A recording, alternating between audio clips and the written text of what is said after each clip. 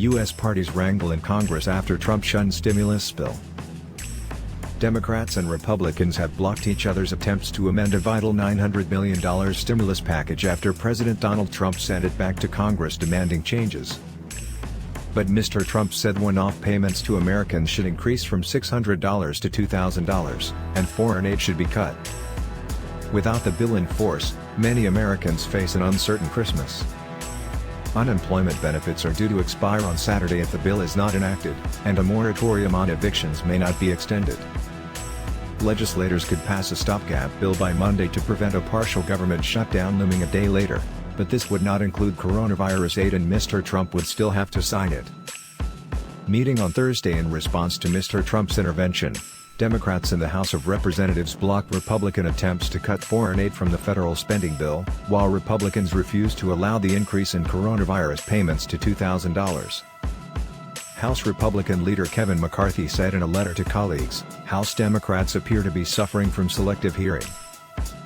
While the haggling continues on Capitol Hill, the president is spending Christmas at his resort in Palm Beach, Florida. A White House memo said he was working tirelessly with many meetings and calls, though he was spotted at his golf course on Thursday morning.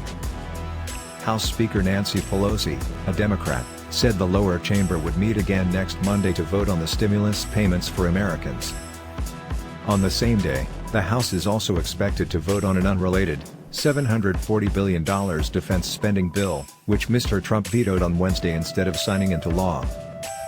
Lawmakers plan to override the president's veto and enact the legislation anyway, but to do so they need two-thirds of votes in both the House and Senate. Mr. Trump is objecting to provisions in the defense bill that limit troop withdrawals from Afghanistan and Europe and remove Confederate leaders' names from military bases. The $900 million coronavirus aid relief bill, with a larger budget bill rolled in, overwhelmingly passed the House of Representatives and Senate on Monday, but a day later Mr. Trump issued an implied veto threat, describing the package in a video statement as a disgrace full of wasteful items. He balked at the annual aid money for other countries in the federal budget, arguing that those funds should instead go to struggling Americans. Mr. Trump's decision to bat the measure back to Capitol Hill stunned lawmakers since he has largely stayed out of negotiations for a coronavirus aid bill that had stalled since last July. His top economic advisor, Treasury Secretary Steven Mnuchin, had proposed the $600 payments early this month, and many have questioned why the president waited until now to object.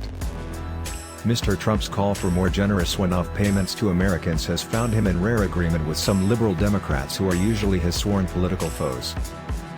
Congresswoman Alexandria Ocasio-Cortez tweeted, "Glad to see the president is willing to support our legislation." But many of the president's fellow Republicans are said to be dismayed that Democrats will now depict them as Scrooges for rejecting higher spending. On a conference call Wednesday, House Republicans said Mr. Trump had thrown them under a bus, according to the Associated Press news agency. Many of them now face the dilemma of choosing between the president and party. Though conservatives are protesting over the spiraling trillion-dollar U.S. deficit, they and the president enacted tax cuts in 2017 that added to America's overdraft.